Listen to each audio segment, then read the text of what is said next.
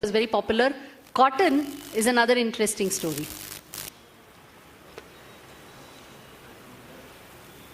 A lot of cotton has gone from India. Now, until cotton, if you look at Rome's history, this was in 1st century BCE. There is a Roman orator called Cicero, and he's fighting a case in the Roman parliament. He's saying that 20 million gold coins are being sent to India every year to dress up the Roman ladies in Indian cotton. So Indian cotton was so expensive that Europe in Rome, he was crying, look, we are importing Indian cotton and for our ladies. And why is he crying? He doesn't mind even otherwise paying so much money. The problem is, he is paying the way today we are crying, we are buying, importing jeans and, sleeveless clothes and all that from the West. What is happening? We are worried about losing our morals, right? Same way the Romans were worried about losing morals. Because the Indian cotton was so thin, malmal. Imagine dressing up in malmal alone. So it was so transparent. High quality malmal was going there. And these ladies were wearing very thin malmal. So all these Romans were so worried that, they're becoming very indecent. So that is why he is complaining. We are sending so much money and in the bargain, our society is becoming very indecent. Please stop this import of Indian cotton. Even France later banned it. But the interesting thing is, till 400 BCE, look at this statement. Herodotus, he wrote the book Historia. And, from then on, the word history, historian, he is known as the first historian because his work is Historia. Okay, that is what is history all about. So he writes in 400 BCE. What does he write? You want to read? In India, there are that produce sheep's wool. So what does this tell you? That, cotton was not known to the Greek till 400 BCE. If cotton was known to them, will they call it sheep's wool? And will they say that sheep's wool is growing in plant? So he's so amazed that wool is growing in plant. This is in 400 BCE. And even before that, we have all our, stories, itihasa. So while he is called historian, what do we call our history? Do we have history in India? Yes? Who is saying yes? Only one is saying yes, we have history. Others are saying we don't have history in India. We have. So say loudly, we have. Yeah. So which are the works of history in India? Name some historical works of India. India's original historical works. I don't want, Veda is not historical work. It's a scientific work, scientific body of knowledge, body of scientific knowledge. Purana is not history. India's original written history. I don't want British written history. I don't want NCERT history. History, original Indian history.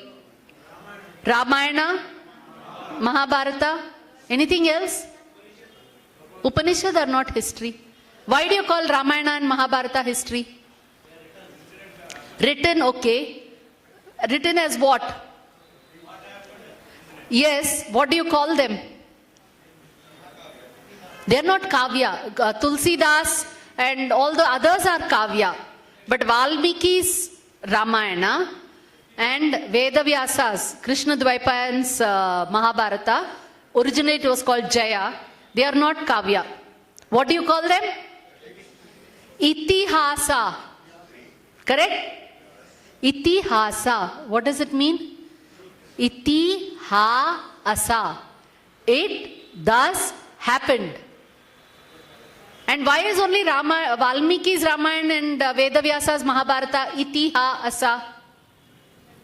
Why not somebody else's thing, itihasa? Because they were there when it happened. So it is a eyewitness story, eyewitness account. So Ramayana, Valmiki saw it and he wrote. Vedavyasa, he was part of the story. It's his grandchildren, great-grandchildren. So he wrote about them. So these two are our history. And in those history, we have actually written two sets of 3 books each. One which is called Historical Rama, one which is called Historical Krishna. If it is history, what should be one of the aspect to it? It should be dateable. You should be able to date it. You should be able to say when it happened, right? You can say, yes, Treta Yuga, Dwapara Yuga and all that. But you should be able, today, for us to understand, we should be able to say how many years ago. So we have this set which is called Historical Krishna. And we have another set which is called Historical Rama. 3 of them. Ramayana and Lanka. Because if Rama is historical, who else should be historical? Ravana has to be historical. So is he historical? Is there proof in Lanka for his historicity? So what is it? So that is Ramayana and Lanka. And if Rama and Ravana are historical, what about his lineage? Are they historical? Yes. So where did they live? Ayodhya. Is Ayodhya historical? Yes. So what is the proof for the existence of Ayodhya through all these ages? So what is the proof for the historicity of Rama? It's not enough sufficient if I say, yes, Rama was historical. I should be able to show that he had a descendant, he had a lineage, and they were also historical. Where did they live? Where all can you find them? Will they all, after so many thousands of years, will they stay in one place? Will your dynasty or your parents, they would have been in one place, but then you would have come to so many other cities, you would have spread. Like that, they also spread. Where all did they spread? So that is Ayodhya, War and Peace. So they are all history. Now the reason I am also talking about this history, specific aspect of it is, so now Krishna is historical. Fine? Let us go with that.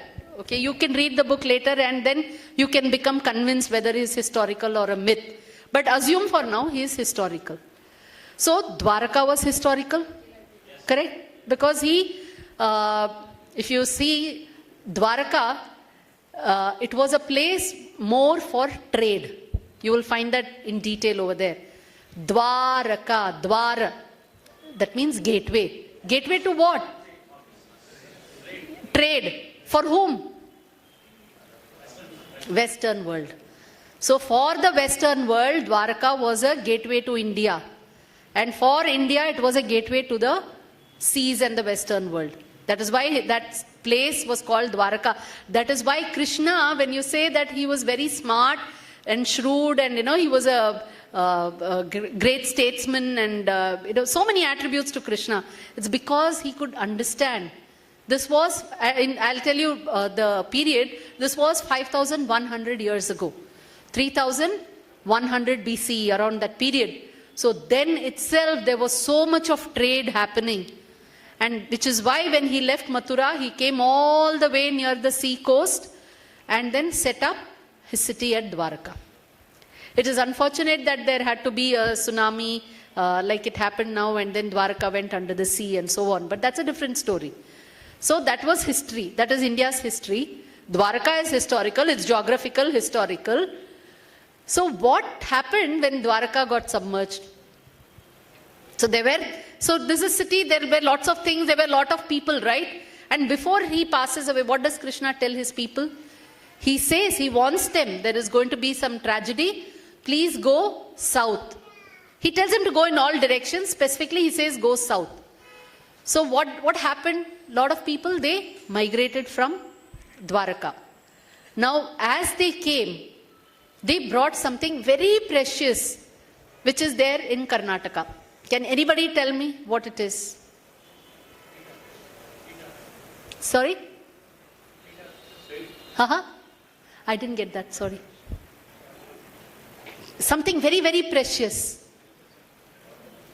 Krishna's idol. And where is that? Udupi. So the idol in Udupi is actually Krishna's idol. Yeah. So it's actually it's a temple, while it has its religious significance and all that, it has a very deep historical connect. You can see later with all the images and the proof.